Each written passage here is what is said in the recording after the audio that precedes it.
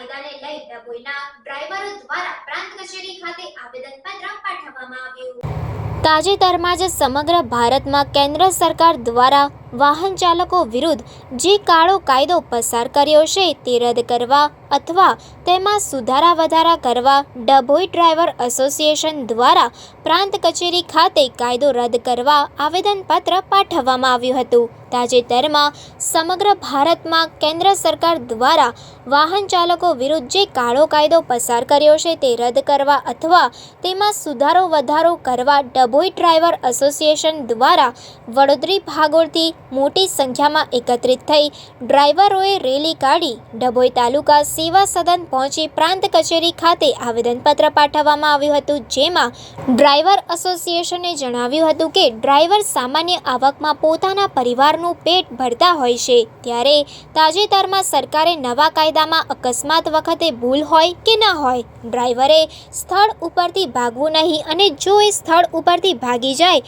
તો તેને કસૂરવાર ગણીને 6 થી 8 લાખ રૂપિયાનો દંડ કે 2 વર્ષની આકરી સજાની જોગવાઈ કરવામાં આવી છે તે અમને મંજૂર નથી અને આવા કાયદાઓમાં ગેરસમજ ઊભી થાય છે, જે સંદર્ભે ભારત દેશના દરેક ડ્રાઈવર ભાઈઓને આ કાળો કાયદો મંજૂર નથી। તે હેતુ અનુસંધાને આકરો કાયદો રદ કરવા અથવા તેમાં સુધારા વધારા કરવા અરજદારોએ અરજ કરી વિરોધ દર્શાવ્યો હતો।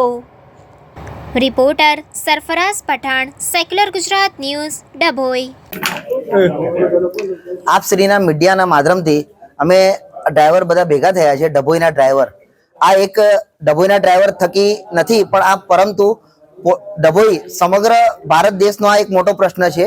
સરકારશ્રીએ જે કાયદો કાઢ્યો છે એ કાયદાના વિરોધમાં, કાયદાનો વિરોધ નથી પણ કાયદાની અંદર અમુક જોગવાઈઓ કરો કે સ્થળ ઉપર કંઈક એક્સિડન્ટ થાય અને એ એક્સિડન્ટની અંદર ત્યાં કાં તો એનો વાંક હોય કે ન હોય, સરકારશ્રીએ કીધું છે કે ત્યાં હાજર રહો, ડ્રાઈવરને હાજર રહેવું, કાં પીડિત વ્યક્તિને દવાખાને કે કંઈ પણ લઈ જાઓ, પણ ત્યાંની લોકલ પબ્લિક કોઈ પણ જગ્યાએ કોઈ પણ સ્થળ પર જ્યારે પણ એક્સિડન્ટ થાય તો ત્યાંના લોકલ માણસ એવું ના વિચારે કે કોનો વાંક છે કે કોનો નથી, ફક્ત એટલું જ વિચારે કે આ વ્યક્તિએ એક્સિડન્ટ કર્યો છે, મોટી ગાડીનો જ ગુનો દર્શાવવામાં આવે છે।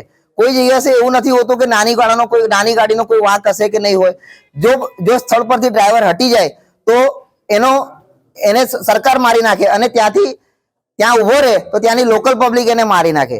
સવાલ એ નથી, સવાલ બીજો બી છે કે આટલી મોટી મબલક રકમની જે જોગવાઈ કરી છે સરકારે, હિટ એન્ડ રનના કેસ થાય છે, નથી થતા એવું નથી, એમાં મોટી માલે તુજાર ગાડીઓવાળાનો વાંક હોય છે, પરંતુ એમાં નોર્મલ માણસ અને સામાન્ય ડ્રાઈવર ઉપર જ આ તવાઈઓ આવવાની છે એવું અમને અનુભૂતિ થાય છે।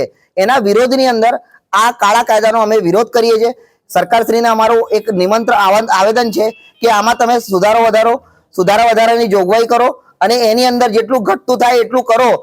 6-8 હજારના પગારદાર વાળો માણસ કોઈ દિવસ 8 લાખ કે 10 લાખ ભોગવી શકે એવો નથી કે 10 વર્ષ સુધી એને જેલ કરો તો એ જેલ કઈ રીતે પેલો મધ્યમ વર્ગ કરતા બી નીચલો વર્ગ ગણાય છે, ક્લાસ 3 ની અંદર, ક્લાસ 4 ની અંદર ગણાય છે ડ્રાઈવર। એ ડ્રાઈવર આ રીતે પોસાય એવું કોઈ કાયદાની અંદર પોસાય એવી કોઈ જોગવાઈ નથી। એ જોગવાઈનો વિરોધ છે, કોઈ કાયદાનો વિરોધ નથી। અમે અમારા ડભોઈના જેટલા બી ડ્રાઈવર યુનિયન છે અમે કોઈ જગ્યાએ કોઈ ચક્કાજામ નહીં કરીએ કે કશું નહીં કરીએ, એમાં અમે બી નથી માનતા કે કોઈનું નુકસાન થાય, સરકારનું નુકસાન થાય એવું અમે નથી ઈચ્છતા। પરંતુ સરકારશ્રીને એક આવેદન છે, એક વિનંતી છે, એક રિક્વેસ્ટ છે કે તમે આમાં કંઈક જેટલું બનતું હોય એટલું ઘટતું કરો। સમાચારોની અવનવી અપડેટ્સ માટે જોતા રહો સેક્યુલર ગુજરાત ન્યૂઝ। સાથે સેક્યુલર ગુજરાત ન્યૂઝ ચેનલને લાઇક, શેર અને સબસ્ક્રાઇબ કરો અને બેલ આઇકોન દબાવીને સમાચારોની ઝડપી માહિતી મેળવો।